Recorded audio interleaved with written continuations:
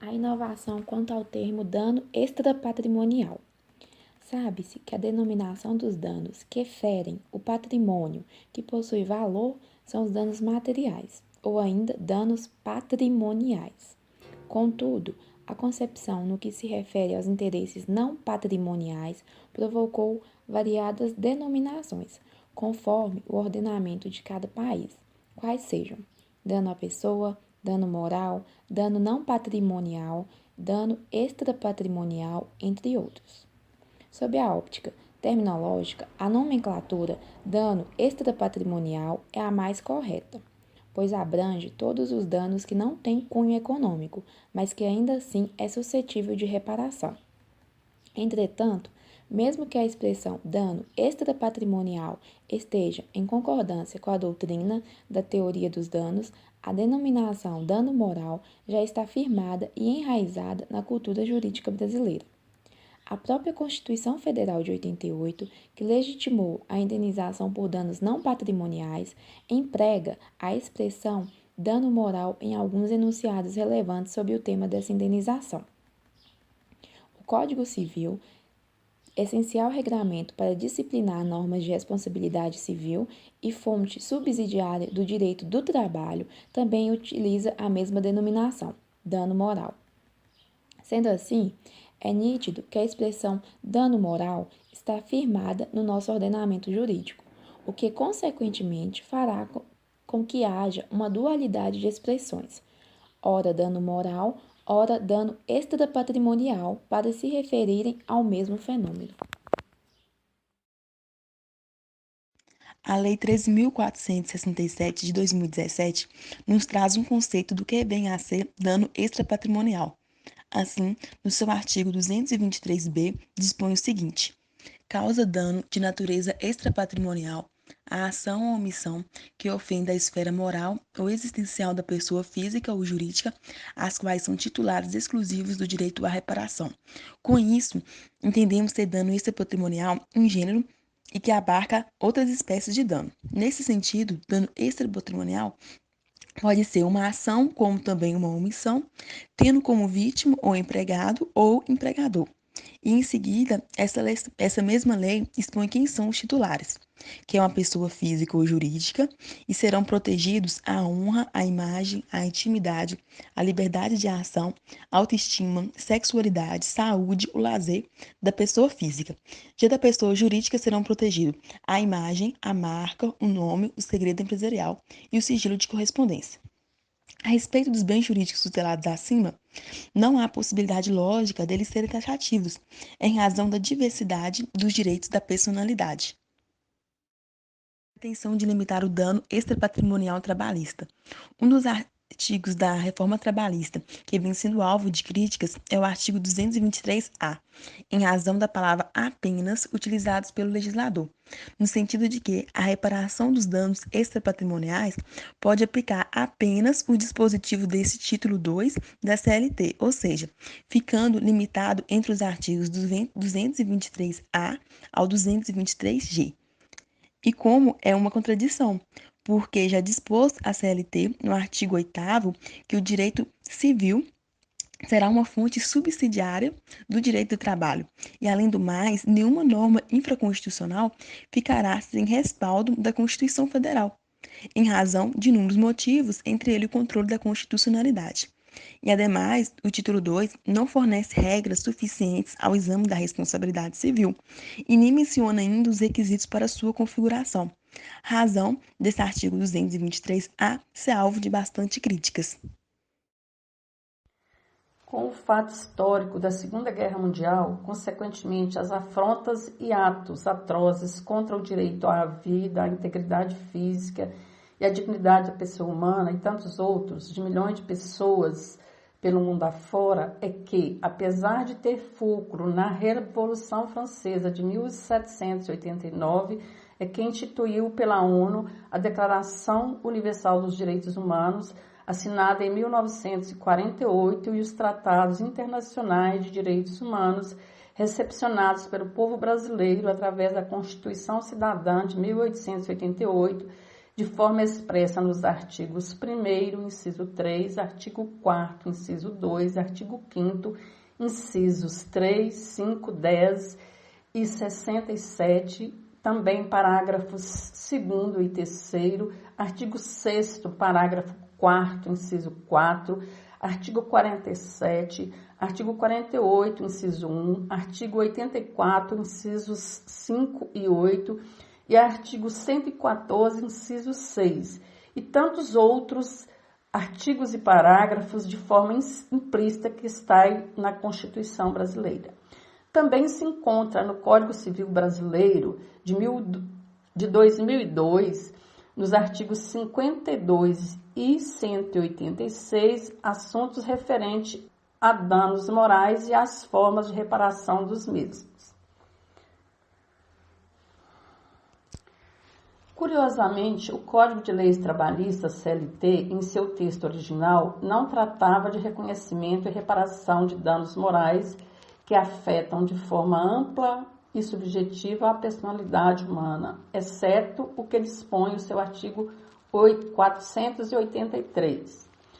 Com o advento da promulgação da Emenda Constitucional número 45 de 2004, é que a Justiça do Trabalho passou a ter competência precípua para processar e julgar as ações de indenização por danos morais. A partir de 2007, com a promulgação da Reforma Trabalhista, Lei número 13.467, extingue-se o termo danos morais e inclui-se danos extrapatrimoniais, que abrange, além dos morais, aqueles que se referem à honra, à imagem, à intimidade, à liberdade de ação, à autoestima, à sexualidade, à saúde, o lazer e a integridade física, bens juridicamente tutelados inerentes à pessoa física, e a imagem, a marca, o nome, o segredo empresarial e o sigilo de correspondência, bens juridicamente tutelados e inerentes à pessoa jurídica. O legislador expressa no artigo 223-E que são responsáveis pelos danos extrapatrimoniais todos que tenham colaborado para a ofensa ao bem jurídico tutelado na proporção da ação ou da omissão. Essa ofensa acontece de forma substancial e frequente nas relações trabalhistas verticais do empregador contra o empregado, por esse tratar o empregado como massa de manobra e dificilmente como pessoa humana dotada de peculiaridades e individualidades. Também é possível encontrar certas demandas de ordem inversa, o empregado dando causa ao empregador para indenizações daquele contra este. Quanto à reparação dos danos, o legislador traz à baila o artigo 223-F da Reforma Trabalhista, que ele diz: a reparação por danos extrapatrimoniais pode ser pedida cumulativamente com a indenização por danos materiais decorrentes do mesmo ato lesivo. No parágrafo 1º, se houver cumulação de pedidos, o juiz, ao proferir a decisão, discriminará os valores das indenizações a título de danos patrimoniais e das reparações por danos de natureza extrapatrimonial. Parágrafo 2º, a composição das perdas e danos, assim compreendidos os lucros cessantes e os danos emergentes, não interfere na avaliação dos danos extrapatrimoniais. O artigo supracitado expressa: a reparação pode ser cumulativamente com a indenização por danos materiais. Todavia, no mesmo ano da promulgação da reforma, o atual presidente da República, Michel Temer, editou a medida provisória número 808/2017, que amenizava pontos polêmicos da valoração das indenizações. A dita medida perdeu a sua validade e eficácia no mês de março de 2018, retornando à validade do texto original da Lei 13.467/2017. A medida provisória, que trazia esclarecimentos acerca de mudanças que a nova lei aplicava aos contratos de trabalho em vigor e de decisões do tipo contrato intermitente, negociação coletiva, jornada 12 por 36, contribuição provisória e atividade insalubre para gestantes e lactantes. Também determinava que valores de indenização por danos extrapatrimoniais deveria ter a referência no teto de benefícios do regime geral de previdência social vigente. Rover e Martinez traz que também deixa de ser obrigatória a necessidade de acordo ou convenção coletiva para estabelecer a jornada conhecida como 12 por 36, quando o empregado trabalha 12 horas num dia e descansa pelas próximas 36 horas. A Lei 13.467/2017 permite a prática mediante acordo individual escrito. Sobre os critérios para fixação e o tabelamento do dano moral, existe uma tabela de classificação da intensidade do dano para condenação. Mas o primeiro aspecto é o seguinte: com a reforma, os danos extrapatrimoniais passaram a ser julgados pela CLT, ao invés do Código Civil. Para considerar o dano, tem-se que verificar a conduta, o dano e o nexo de causalidade. No direito do trabalho, refere-se à relação entre a atividade desenvolvida pelo empregador e o dano. Com relação dos dispositivos legais, são o 223A e o 223G, sendo que o 223G, inciso 4, diz que o juiz, ao apreciar o pedido, considerará o grau de dolo ou culpa. E agora vem a questão da tabela de intensidade para a condenação. Essa condenação jamais pode superar 3 vezes o salário. Em caso de intensidade média, até 5 vezes o salário. Em caso de intensidade grave, até 20 vezes o salário. Em caso de intensidade gravíssima, até 50 vezes o salário. Em relação à crítica de fixação do dano, desse modo, o magistrado fica limitado a uma tabela que desconsidera diversos fatores, sendo certo que os danos morais servem para compensar um dano sofrido, conforme o grau de lesão. Com essa tabela, cria um limite de valores que podem variar e prejudicar aquele que sofreu o dano, que fere os princípios constitucionais do trabalhador. Considerando o dispositivo no artigo 223G da CLT, podemos concluir que a tarifação criada para que o magistrado condene o empregador ao pagamento de danos morais em face do empregado pode ser vista como algo extremamente prejudicial, tendo em vista que empregados com salários diferentes podem ter condenações em valores desiguais. Dessa forma, cria-se uma diferenciação entre os trabalhadores, o que é vedado constitucionalmente. Só uma observação que quando se fala salário, a base de cálculo quando for pago pelo empregador será o teto da Previdência. Dano extrapatrimonial coletivo. Com a chegada da reforma trabalhista, surge um questionamento acerca do artigo 223, a linha G, pois é questionado se o dano extrapatrimonial estará ou não sujeito ao tabelamento do presente artigo. Há, no entanto, um entendimento de que não houve qualquer mudança em relação aos danos morais coletivos. A regulamentação tratada na CLT, ela trata apenas dos danos extrapatrimoniais em que seus titulares sejam pessoas físicas ou jurídicas. E no caso do artigo 223, a linha G, é previsto que o juiz deverá considerar a intensidade do sofrimento, a humilhação, a possibilidade de superação física ou psicológica, perdão expresso ou tácito, de situações que são relacionadas com o dano patrimonial. Já os danos que dizem respeito aos interesses ou direitos de natureza transindividual ou difusos não são disciplinados, tampouco mencionados na nova regulamentação sobre danos extrapatrimoniais. Porém, a reforma ela não vai afetar o dano moral coletivo, nem o valor tabelado em ações referentes à reparação dos danos sofridos.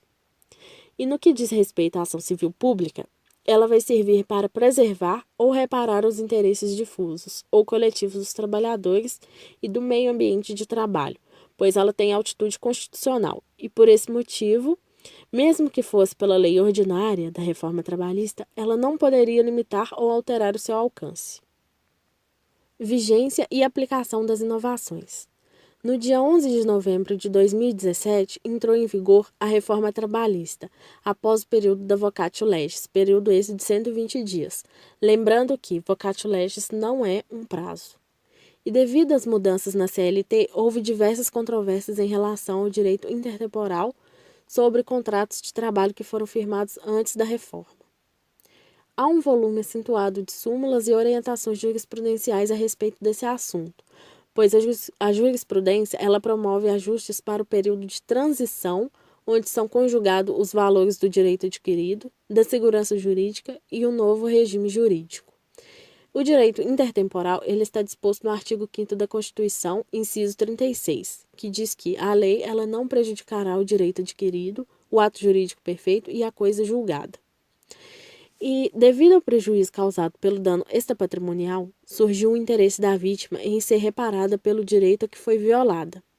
Esse novo regramento do dano extrapatrimonial somente será aplicado para as ofensas que ocorreram a partir do dia 11 de novembro de 2017. Para as anteriores, permanece o antigo regime.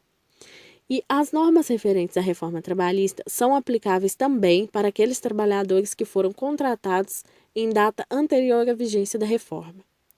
E devido às mudanças da CLT, houve uma queda na medida provisória 808, que estava relacionada aos contratos de trabalho antes de 11 de novembro de 2017. E nos julgamentos envolvendo dano extrapatrimonial trabalhista, a legislação será aplicada àquela que vigorava no dia que nasceu o direito de reparação, independente da data de admissão do ofendido ou a data que ocorrer o julgamento.